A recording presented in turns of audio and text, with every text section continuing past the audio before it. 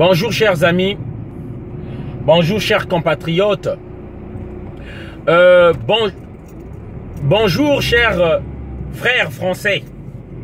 Oui, cette vidéo je la fais pour les Français tout d'abord, ensuite pour les Antillais, hein, nos frères africains, parce que vous êtes, cette peau-là, cette couleur-là, ça ne provient que d'Afrique. Qu'on le veuille ou pas, victime, toujours...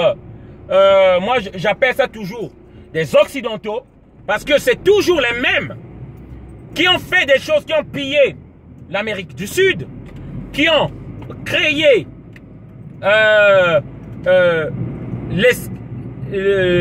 l'esclavagisme, pardon, afin qu'on construise leur société. Voilà.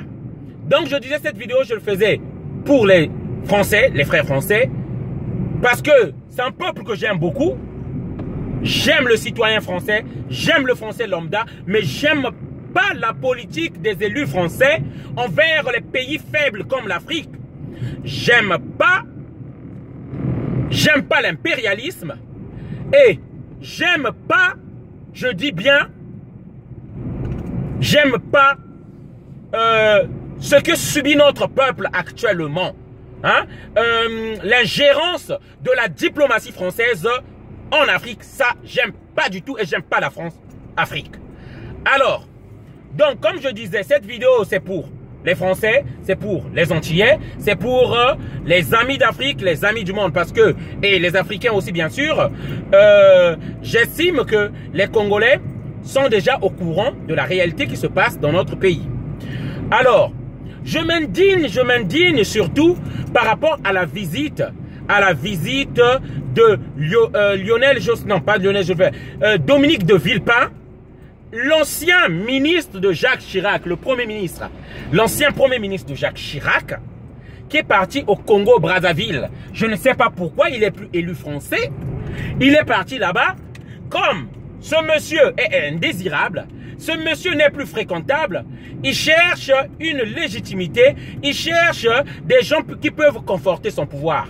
Et comme monsieur de Villepin, habitué dans les magouilles, monsieur de Villepin, une personnalité sulfureuse et en quête toujours d'argent, comme lorsqu'il était au pouvoir avec Jacques Chirac, ils ont compté les mallettes d'argent des Africains à l'Élysée, cette histoire racontée par Robert Bourgi, que nous connaissons tous. Voilà. Et il s'est permis d'aller encore prendre l'argent des Congolais du Congo-Brazzaville, qui subit une crise. Le Congo-Brazzaville a une crise. Le Congo-Brazzaville aujourd'hui a une crise financière et le FMI lui impose des restrictions budgétaires. Le FMI lui impose des restrictions budgétaires. Voilà.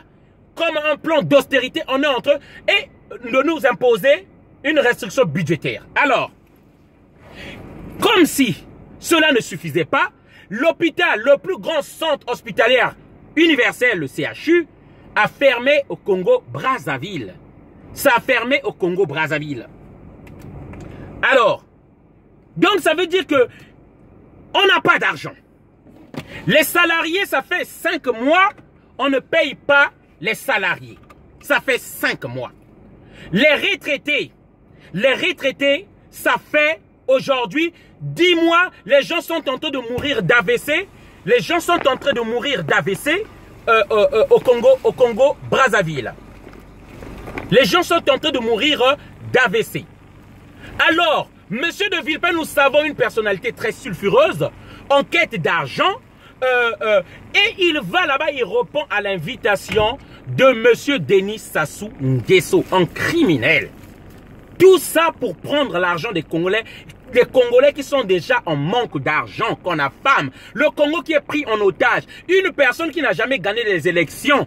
Je tiens à rappeler, François Hollande avait dit à un dictateur qu'il pouvait consulter son peuple. Un dictateur qui est resté 34 ans au pouvoir et qui a fait un passage en force pendant le référendum. Nous avons vu le sang des Congolais couler. Nous avons vu le pays, l'internet coupé pendant 3 jours. Le pays dans le blackout, pas de courant, pas d'internet. Monsieur de Villepin ose aller là-bas pour aller légitimer un tel pouvoir. Donc c'est pourquoi je disais, on est fatigué maintenant.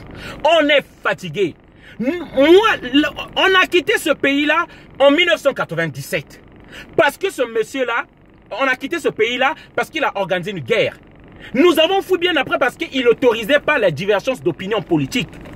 Tous les prisonniers politiques aujourd'hui nous parlons sont en prison au Congo-Brazzaville. Mokoko, le gagnant de ces élections, il est en prison. Tous les Léokombi Salissa, les Paulin Makaya, même des journalistes Mbemba Fortuné. Et il ne manquait que ça, monsieur de Villepin, il va au Congo-Brazzaville. On est fatigué de rester en France.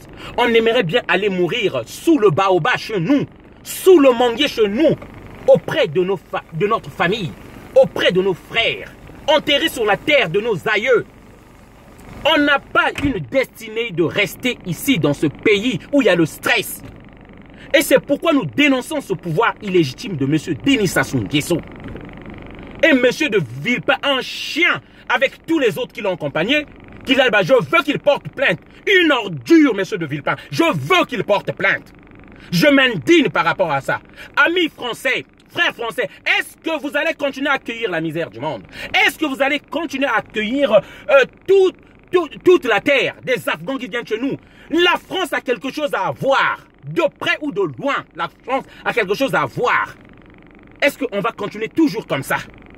Est-ce qu'on va continuer toujours comme ça à bombarder là-bas et les gens viennent ici, à bombarder au Congo les gens viennent ici, à bombarder en Côte d'Ivoire les gens viennent ici, à laisser Ali Bongo foutre la merde là-bas? La France a choisi l'égoïsme des dictateurs. La France pouvait être la première nation au monde peut-être, une grande puissance, si elle avait développé son empire.